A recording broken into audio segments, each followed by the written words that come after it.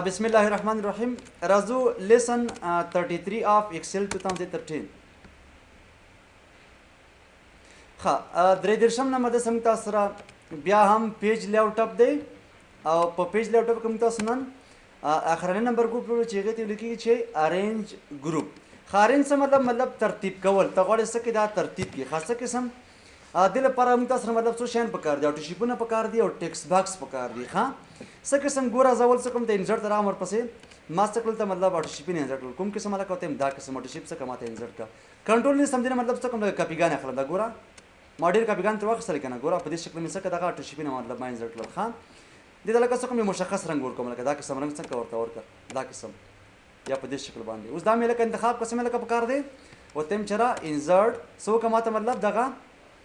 برینگ فارورड کلیک کدی باندې څنګه چل شو ماته مطلب فارورड راوړ راته. او که زه تم چرا دا قسم زما پکار نه سو کله کا سینډ ټو بیکورډ کلیک کدی باندې څنګه چل شو دوباره بیرته مطلب خپل دې ته ولېګو. او کته انتخاب کو چل کسو کا برینگ ټو فرنٹ څنګه چل شو د ټولو نه مطلب مخکې درته راوړه او کوا چې نه دا کس نه ویل کا څه قسم کا سینډ ټو بیک کلیک څنګه چل شو د ټولو نه مطلب څه کو شاته ولېګو درته. خبره لکه سوي چې زما څه پکار لکه سلیکشن پین مې پکار کلیک کړي نو ګوره مطلب دا ماته څه کا هایټ کله کراته دا ټول شو کا یا ټول څه کا هایټ آل کماته اوس ګوره ماته څنګه شو دا هایټ کولای شو دا لکه پاس ویسا او دا رکته کا ګوره دا قسم مطلب تاسو بعض اوقات څه کول شي استفاده کول شي دا لاندې ویسا مطلب اکته کا سیدا شو کراته یا هایټ کا خبره پکې نشته. خبره لکه چې ته ما سوي چې مطلب دا الاین کا څه کا مطلب الاین مين حرکت ورته ګوره دا اپشن اوس ګوره ما ټول غیر فعال دي د څه کومه لکه کنټرول نیسم او دا څه کوم زره روټیټ کوم څه کوم اصل کې روټیټ کا تاوی کا اوس د راځم ورپسې ګوره ما تر څنګه شو دا فعال شو لکه لیفت طرف ته لاړ شي او کوي چې مطلب سنټر ته مطلب لاړ شي اوس ګوره څنګه چل شي اوس ما تر سنټر ته لاړو یا پر ایگزامپل ته چل کدا قسم نه ټاپ اوس ګوره پاس لاړو کنه یا کا پر ایگزامپل ته چل لکه باټم میډل می پکار دی ګوره مین سره کته کی درته او کوي چې مطلب څه قسم وسی الاین باټم بیخي لاند راشه پسې دا واست کول شي مطلب ته روټیټ کول شي خاص نه اپګریډ مطلب په دې شکل ډسپلی کی دسرا او کوي چې نه ویو ګریډ لاین کلیک کړئ ونوس ګوره څنګه چل شو ما سره ګریډ لاین ما سره کوم دی اوس نه ښکاره کیږي سیدا خاصو تم چل کدا مطلب ما ډسپلی کې کلیک کړئ ونوس ګوره ما سره څنګه شول دغه رو او سیل څنګه دی مطلب ته ډسپلی کیږي.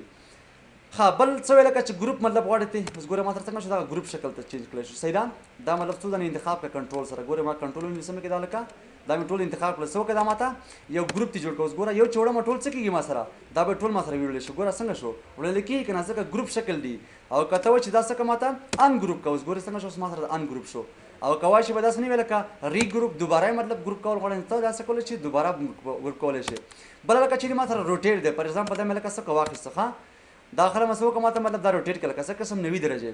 دا قسم مطلب یا په دې شکل څه پکار شو یا په دې شکل باندې او کوای چې مطلب مور روټیټ اپشن له اوس ماته راشته هاي دا لکه دمر وسی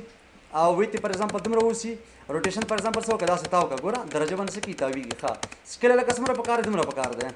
غټوي مطلب او ویت مطلب څه کماته دا قسم کا او بل لکه سوي لاک ټو اسپیکټ مطلب لا کول غواړي او بل لان چې لکه پراپرټي باندې کلیو کا اوس مطلب دلته غواړي څه کې نور شان وګوره او ته چې موو سایز وذ سیل سره مطلب څه کوه سایز موو کوه او کوه چې مطلب ټیکس باکس دی اوس ما سره سیدا دا مختلف ټیکس مجل ته ما سره دي پراپرټیګان دي الګ اسمه پکار دی آل ټیکس تاسو پکار شو سیدا دا موږ تاسو ټیکس باکس لو سره دی باندې تاسو کار کړو